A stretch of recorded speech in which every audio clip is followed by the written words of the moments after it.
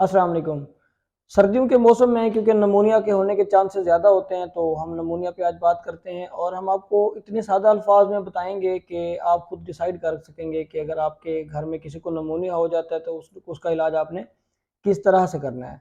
नमूनिया basically हमारे फेफड़ों में होने वाले इन्फेक्शन की वजह से होने वाली इन्फ्लेमेशन को कहते हैं। ये इन्फेक्शन बैक्टीरियल हो सकता है, वायरल हो सकता है या फंगल हो सकता है। अमूमन इस तरह होता है जब हम हवा में सांस लेते हैं तो हवा में बहुत ज़्यादा मिकदार में बैक्टीरिया, वायरसेस और फंगस होते हैं जो कि हम इनहेल कर रहे होते हैं। जब हम सांस के ज़रिए उसको अपने फेफड़ों में ले जाते हैं तो हमारा जो निज़ाम मुदाफ़त यानी कि इम्यून सिस्टम है वो उनको मार देता है। बाज़ औक़ात ऐसे होता है कि हमारा इम्यून सिस्टम उनको डिटेक्ट करके उनके साथ फ़ाइट तो करता है लेकिन उनको मार नहीं सकता, जिसकी वजह से इन्फ्लेमेशन होती है और नमूनिया होता है। जब भी ये हमारे फेफड़ों में दाखिल होंगे तो ये हमारे इम्यून सेल्स के दरमियान और बैक्टीरिया या वायरस जो भी होगा उसके दरमियान एक फ़ाइट होती है, जिसके नतीजे में एक डेब्रिस बनता है और फ्लूइड अकोमोलेशन हो जाती है एल्वेओलाई या एयर सैक्स के अंदर, जिसको हम मेडिकल लैंग्वेज में कंसोलिडेशन बोलते हैं। कुछ ऐसे भी ऑर्गेनिज्म हैं जो हमारे फेफड़े में सुराख कर देते हैं, जिसको हम कैविटी बोलते हैं। नमूनिया की क्या अलामात हैं? इसमें तेज़ बुखार का होना, सर्दी लगना, बलगम का आना, बलगम में खून का आना, जिस्म में दर्द होना या सांस का मसला होना, ये इसकी आम अलामात हैं। लेकिन कुछ इम्यूनो कम्प्रोमाइज़ पेशेंट, ऐसे मरीज़ जिनका निज़ाम मुदाफ़त कमज़ोर है, उनमें बुखार नहीं भी होता बल्कि उनका उल्टा टेम्परेचर कम हो जाता है, तो ये भी एक अलामत इसकी है। अब हम नमूनिया को डायग्नोज किस तरह करते हैं, इसकी तशखीस के लिए हम एक्सरे चेस्ट करवा लेते हैं, जिसके ऊपर हमें इन्फिल्ट्रेट्स मिल सकते हैं, कैविटी मिल सकती है, कंसोलिडेशन मिल सकती है और इसके अलावा सीबीसी करवाते हैं। सीबीसी में हमने इसका एक तो टीएलसी काउंट देख लेते हैं, कुछ मरीजों में ज़्यादा हो जाता है और कुछ ऐसे भी नमूनिया हैं जिनमें रेंज से कम भी हो जाता है। इसके अलावा हम इसकी पल्स ऑक्सीमीट्री यानी कि मरीज़ की ऑक्सीजन भी चेक करते हैं और अगर ऑक्सीजन उसकी कम आ रही है तो फिर उसकी एबीजीज यानी कि आर्टीरियल ब्लड गैसेस करवा के हम देख लेते हैं क्या उसकी गैसेस ठीक हैं या नहीं है। इसके अलावा सिविरिटी को देखने के लिए इसका हम रीनल पैरामीटर, सीरम इलेक्ट्रोलाइट्स और बहुत सारे टेस्ट और भी हैं जो हम इसके करते हैं।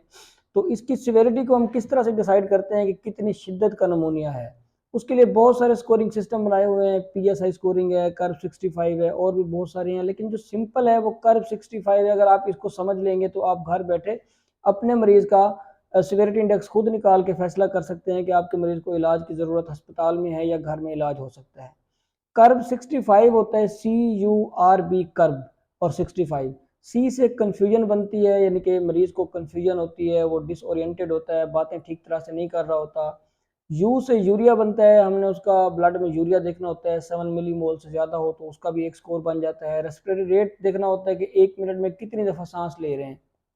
अगर एक मरीज 1 मिनट में 30 से ज़्यादा सांस ले रहा है तो उसका भी एक स्कोर बन जाएगा। बी से ब्लड प्रेशर है, जिसमें सिस्टोलिक 90 से नीचे हो या डायस्टोलिक 60 से नीचे हो तो उसका भी एक स्कोर है।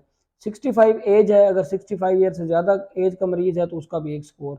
अब CURB कर्व का 4 स्कोर हो गया और 65 का एक टोटल 5 स्कोर हो गया। अब 5 स्कोर है, अगर 0 से लेकर 1 तक स्कोर बन रहा है तो ये माइल्ड है, इसको आप घर पे इलाज कर सकते हैं मरीज का और इसको हम ओरल मेडिसिन यानी खाने वाली दवाई देते हैं। अगर 2 स्कोर बन रहा है तो हॉस्पिटल में ऑब्जर्वेशन के लिए हम दाखिल कर लेते हैं मरीज को, लेकिन 3 या इससे ज़्यादा स्कोर है तो फिर पेशेंट को हम सिविरिटी इसमें सीवियर नमूनिया में रखते हैं और उसको हम आईसीयू केयर देते होते हैं। तो इस स्कोर के ज़रिए आप घर बैठे भी देख सकते हैं कि आपके मरीज को कितनी शिद्दत का नमूनिया है। इसके जब इलाज की बात करते हैं तो इलाज के लिए सबसे पहले हमने इसका देखना होता है कि इसकी वजह क्या है, क्या ये वायरल इन्फेक्शन है, बैक्टीरियल है या फंगल है।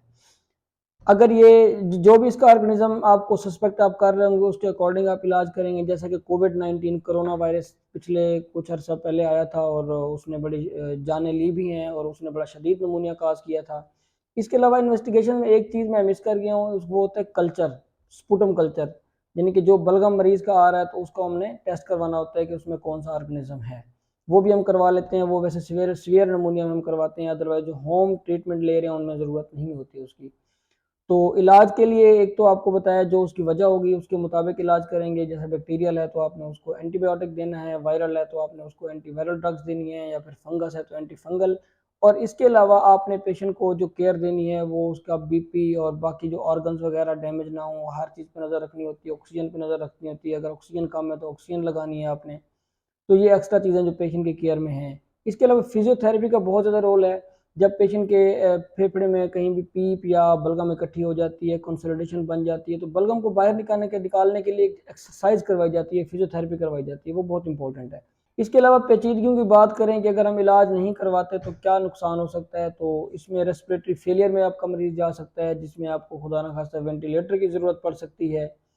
और इसके अलावा सेप्सिस में जा सकता है, यानी कि जो आपका जो इन्फेक्शन है वो पूरे जिस्म में फैल जाता है, जिसकी वजह से ब्लड प्रेशर भी लो हो जाता है। और मल्टी आर्गन फेलियर, यानी कि बहुत सारे और अज़ार डैमेज हो सकते हैं, जैसे जिगर है, गुर्दा है। फिर इस तरह के मरीज़ बहुत ज़्यादा खतरनाक कंडीशन में चले जाते हैं। पेशेंट डिसओरिएंटेड हो जाता है, हाइपोनेट्रीमिया हो जाता है, यानी कि सीरम इलेक्ट्रोलाइट जो है पेशेंट के वो इम्बैलेंस हो जाते हैं। लंग अब्सेस हो जाती है, फेफड़े के अंदर पीप का पड़ जाना, एम्पाइमा यानी कि फेफड़े के बाहर पीप पड़ जाना झिल्ली में। और इसके अलावा पेशेंट की डेथ भी हो सकती है।